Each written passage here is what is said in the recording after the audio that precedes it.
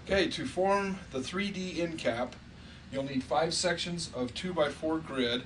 First, you take two of the 5 sections, place them in front of you on the floor with the vertical bars facing the same direction. So the vertical bars both on the same side of the grid. Now, for demonstration, I'm going to overlap them 5 squares, but when you're in the store, you want to overlap them just 1 square, like that. But for demonstration, I'm overlapping them 5 square because of lack of headroom here in this room. Okay, once you get them overlapped, take your zip ties. You want to make sure you go around the bar and zip tie it together. Then take another one. Make sure you go around that bar and zip tie it together. Then you work your way down the section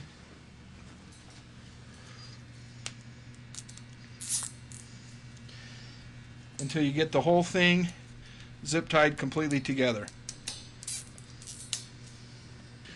Okay, so once you're done hooking it together with the zip ties, you want to make sure that this vertical bar is toward the inside when you put it on the end cap here.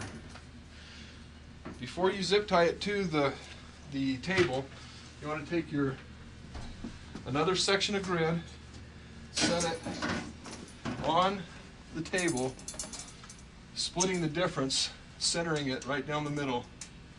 Then you can use that as a guide when placing your side wings. Once you have your placement set, zip tie this fixture through the table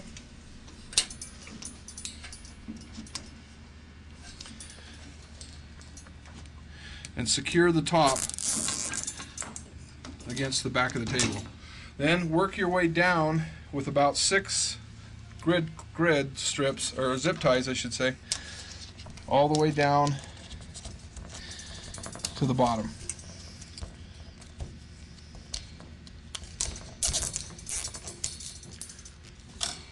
If there's a double panel behind and you can't get your zip tie through and back through the other hole, we've come up with a little trick here. First you take and bend the tie, curve it a little bit, stick this one in the hole, hold that one as backing, take your second zip tie and you push it through the hole until you find the other zip tie. Once you connect with the other zip tie, it should pull right through the hole just like that, and there you have it, and you zip tie your piece down. Sometimes on the back side you may have to move product and other things off the shelf in order to get the zip tie through. But if there's a double panel of pegboard, this technique is what you'll use. Okay, once you have your second set of grid zip tied together, just like you did the first one, make sure again you have your vertical bars to the inside of the display. Okay, you still have your spacer there in place, so that tells you right where you want to have your other side panel zip tied to the back. So once you get it in place, run your zip tie around, back through, and get that one zip tied in place. Then go to the next one down and work your way all the way down again until the thing is completely tied down. Probably 6 or 7 will do it. Okay, so once you're done with the side panels, you take your middle section and it goes 12 inches back from the front, right in the middle. Okay, you have to kind of hold that in place while you get your top one zip tied on. So just get your zip tie in place, hold that with one hand and zip tie the top one in place.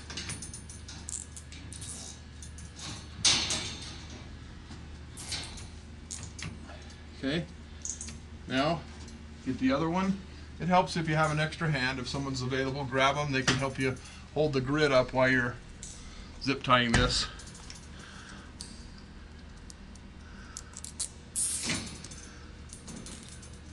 Once you have that zip tied down tight, you work your way down the grid until you have the whole thing zip tied together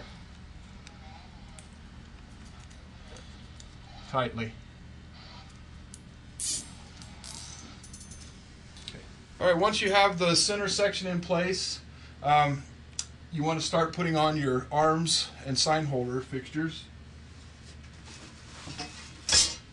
Your arm and sign holder screw together with this little pin. This little pin is double threaded. It threads onto the arm and onto the sign holder. Once you've had those assembled together, you want to make sure the sign and the arm are perpendicular. Then these hook right over the grid. So you want to place them just like you see it on the planogram. Okay, once you have the arms placed, the top arms are the ones with the sign holder. So you want to put them on top, on the side here, just like that. And then there'll be another one for this side here too. The bottom arms, you won't have a sign holder. They'll just hook in below, and the same item that's on the top will be placed on the bottom, on all three sides. There's also a space behind the grid that you can actually put another arm back here, like so you can put more backstock behind.